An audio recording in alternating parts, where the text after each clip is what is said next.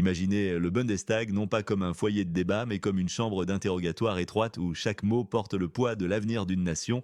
Dans cette arène tendue, une voix s'est élevée, tranchante comme une guillotine politique, pour démanteler l'image d'un prétendu poids lourd.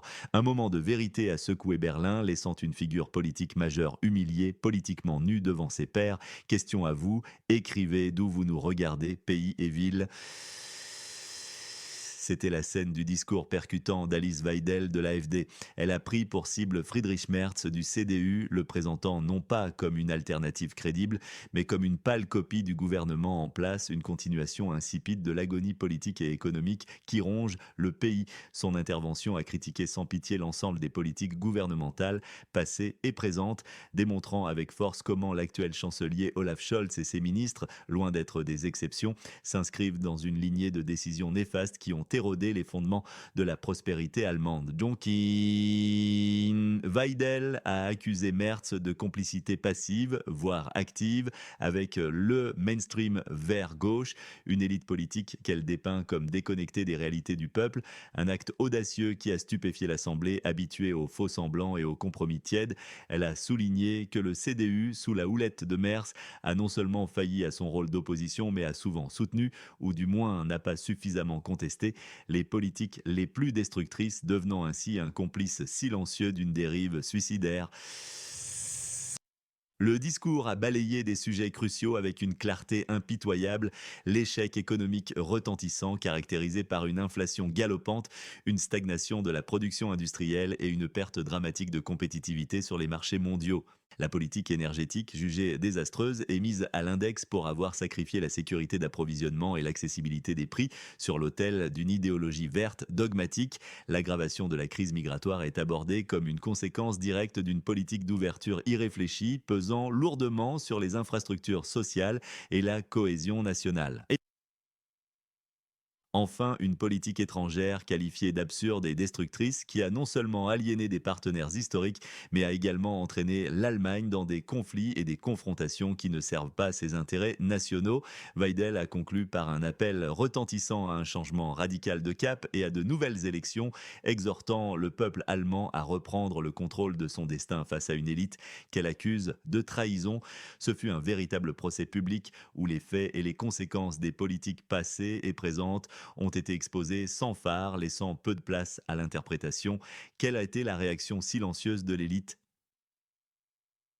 Un mélange de mépris fin et de peur dissimulée, car ces vérités, aussi brutales soient-elles, résonnent avec une force grandissante au sein d'une population de plus en plus exaspérée. Le silence assourdissant de nombreux bancs du Bundestag, les regards fuyants et les murmures étouffés en disaient long sur l'impact de ces paroles.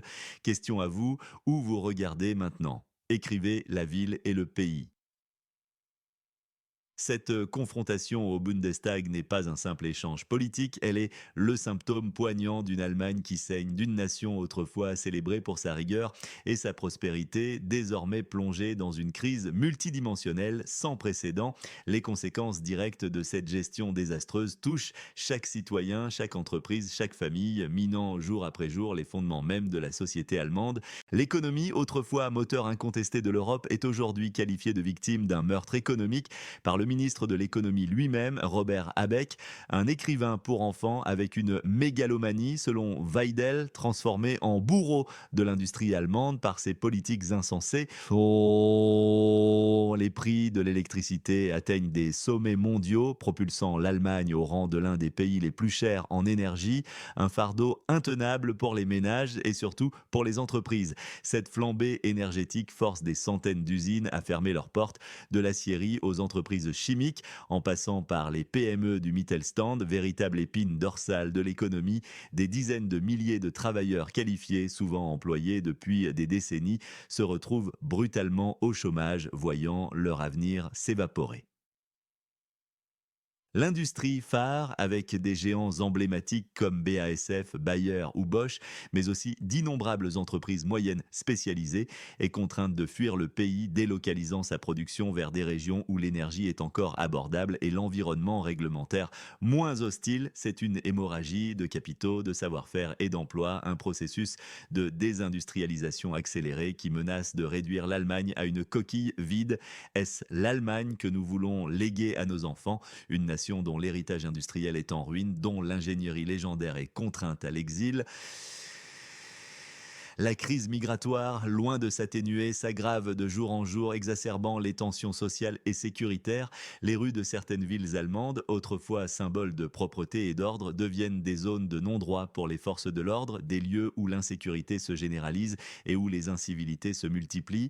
Les statistiques officielles peinent à masquer une réalité de plus en plus préoccupante: la montée de la criminalité, les défis d'intégration colossaux et la surcharge des systèmes sociaux.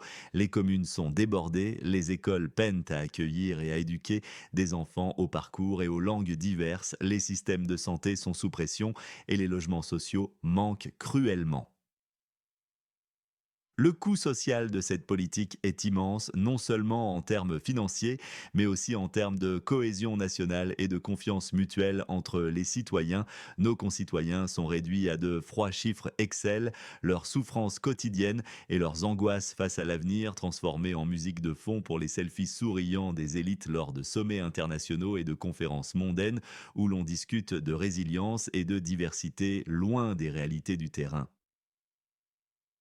Cette dégradation n'est pas abstraite, elle est palpable, ressentie au quotidien dans le portefeuille vidé par l'inflation et les taxes, dans la sécurité des quartiers qui s'effritent, dans la confiance envers l'avenir qui s'amenuise et dans le sentiment croissant d'être abandonné par un État censé protéger ses citoyens.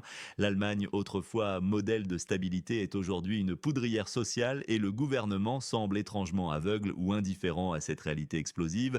Votre pronostic sur les délais, quand cet événement se produira-t-il réellement? Moi, année plus un, raison. Officiellement, le gouvernement prétend gérer au mieux une série de crises mondiales complexes, invoquant la guerre en Ukraine, la pandémie et les défis climatiques comme des excuses à sa propre incompétence. Il parle d'une transition nécessaire, d'une adaptation inévitable aux défis climatiques et géopolitiques du XXIe siècle, présentant ces politiques comme des réponses progressistes et visionnaires. Cependant, une autre version beaucoup plus sombre et inquiétante émerge avec force, une théorie de la transformation planifiée qui gagne du terrain dans le débat public. Cette politique, loin d'être une série d'erreurs regrettables, serait en réalité une stratégie délibérée, méthodiquement mise en œuvre. Son but secret, mais de plus en plus évident, serait de remodeler radicalement le pays de l'intérieur, de changer le code démographique de l'Allemagne en remplaçant à terme la population existante par de nouveaux citoyens importés en masse dépendant des aides sociales et par conséquent politiquement loyaux à l'élite au pouvoir. L'objectif ultime, assurer la survie politique d'une élite de gauche et verte idéologiquement radicalisée au détriment de la destruction progressive de la nation elle-même, de son identité culturelle et de sa prospérité économique. Weidel dépeint l'élite dirigeante actuelle, Friedrich Merz inclut, malgré ses tentatives de se distancier du gouvernement, comme ceux qui haïssent l'Allemagne, qui méprisent ses traditions, sa culture, son peuple et son histoire. Elle les accuse d'une forme d'autoflagellation nationale, de vouloir effacer tout ce qui fait l'identité allemande au nom d'un multiculturalisme forcé et d'une idéologie globaliste. Leur objectif, selon elle, serait de dissoudre la nation dans une masse bruxelloise, anonyme et interchangeable. Une sorte de super-État européen déraciné, sans âme ni identité nationale distincte, où les décisions seraient prises par des bureaucrates non élus loin des préoccupations des peuples. Le gouvernement de Scholz, ce chancelier de l'amnésie, dont la mémoire semble étrangement sélective face aux scandales et aux promesses non tenues, est qualifié de commission de liquidation de l'Allemagne, oubliant toutes ses promesses électorales et ses devoirs envers le peuple. La ministre des Affaires étrangères, Annalena Baerbock, est surnommée la star du cirque diplomatique, une figure caricaturale qui, par ses tournées de vanité sans fin et ses déclarations souvent incohérentes ou contradictoires, aurait transformé la politique étrangère allemande en un blog personnel dépourvu de toute stratégie cohérente et de tout respect pour la réelle politique. Qui oserait croire une telle chose, un tel plan machiavélique de destruction nationale? Et pourtant, hein, les faits parlent d'eux-mêmes, la déconstruction systématique de l'industrie, l'ouverture incontrôlée des frontières, la promotion d'une idéologie woke qui déconstruit les valeurs traditionnelles et l'abandon d'une politique étrangère équilibrée au profit d'un alignement idéologique rigide. Chaque jour apporte de nouvelles preuves, de nouveaux indices qui, mis bout à bout, dessinent un tableau troublant, laissant penser qu'il pourrait y avoir plus qu'une simple incompétence derrière les politiques actuelles.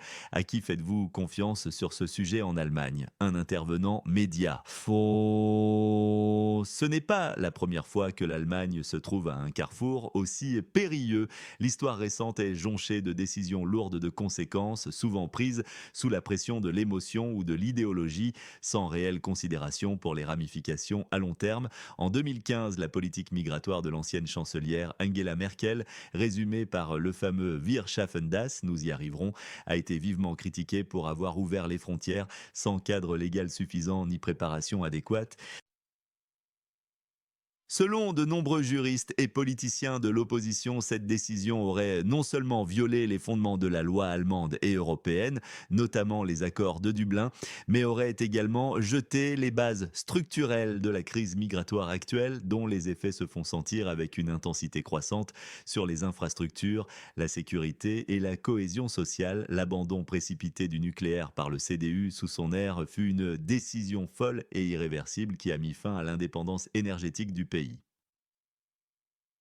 Prise dans la panique post-Fukushima, cette politique de Energiewende, transition énergétique, a conduit l'Allemagne à dépendre massivement des énergies fossiles, notamment du gaz russe, créant une vulnérabilité économique et géopolitique dont les conséquences se sont manifestées brutalement avec le conflit ukrainien. Ces décisions passées, loin d'être de simples erreurs de jugement, résonnent aujourd'hui avec une intensité terrifiante, montrant comment des choix politiques majeurs peuvent hypothéquer l'avenir d'une nation pour des décennies. Merz et ses collègues du CDU, qui se sont souvent présentés comme des garants de la stabilité et de la raison, sont également critiqués pour leur opportunisme politique. Weidel va même jusqu'à affirmer dans une rhétorique provocatrice et chargée d'histoire que certains d'entre eux ont des pages liées au Troisième Reich dans leur arbre généalogique, suggérant une répétition des erreurs historiques par des provocations insensées contre la Russie. Cette accusation grave met en lumière une tendance dangereuse à la bellicosité et à l'escalade, particulièrement visible dans le soutien inconditionnel et coûteux à l'Ukraine, allant jusqu'à l'envoi de matériel militaire offensif et la rupture des liens diplomatiques et économiques avec Moscou. Une rhétorique dangereuse qui, selon les critiques, rapproche le pays d'une nouvelle catastrophe, rappelant le parallélisme troublant avec le pays voisin où la polarisation et les conflits internes ont conduit à l'effondrement. L'histoire de l'Allemagne, marquée par des épisodes sombres, semble n'être qu'un éternel recommencement pour ceux qui refusent d'en tirer les leçons, pour ceux qui, par idéologie ou par calcul politique, répètent inlassablement les mêmes erreurs, ignorant les avertissements et les conséquences potentiellement dévastatrices de leurs actions. La question se pose, l'Allemagne a-t-elle la capacité de rompre avec ce cycle destructeur ou est-elle condamnée à revivre ses pires cauchemars sous des formes nouvelles? Quelles mesures ou sanctions uniques pourraient réellement changer la situation en Allemagne?